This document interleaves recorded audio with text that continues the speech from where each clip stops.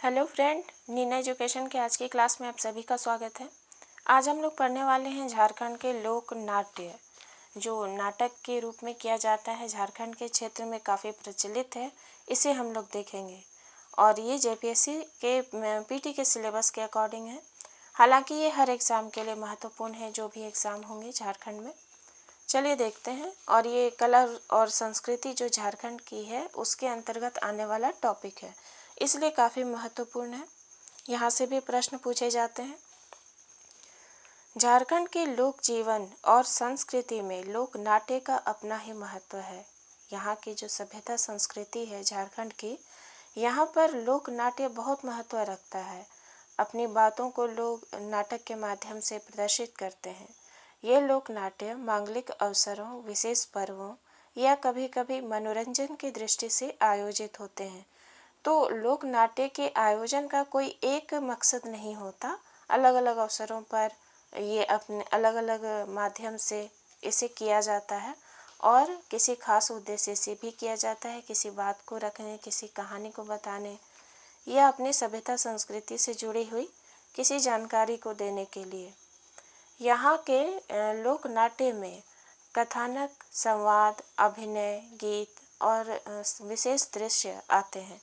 चूँकि ये लोक नाट्य है, नाटक के रूप में किया जाता है, तो जब कोई भी नाटक होता है उसमें ये सारे चीज़ें तो होती ही हैं। कथानक होता है, डायलॉग होते हैं, संवाद जिसे कहते हैं, अभिनय होता है, एक्टिंग करके बताया जाता है, गीत भी होते हैं, दृश्य भी होते हैं।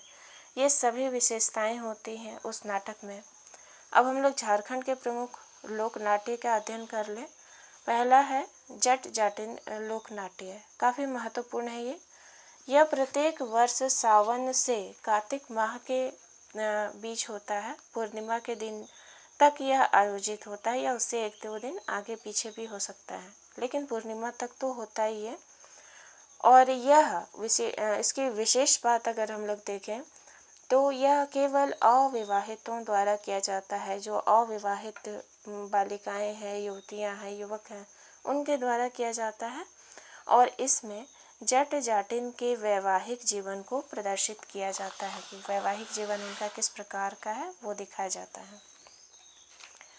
नेक्स्ट जो लोक नाट्य है वो है भाकुली बंका। इसका आयोजन भी सावन से कार्तिक माह तक किया जाता है। इसका प्रदर्शन भी जट जाटिन के साथ ही होता है, पैरेलल वो भी चलता है और ये भी चलता है। इसमें भाकुली अर्थात पत्नी व बंका अर्थात पति, इसका अर्थ आप लोग अच्छे से जानेंगे। भाकुली का अर्थ होता है पत्नी और बंका का अर्थ होता है पति। इसके वैवाहिक जीवन को दर्शाया जाता है। अगला लोक नाट्य है सामा चकेवा।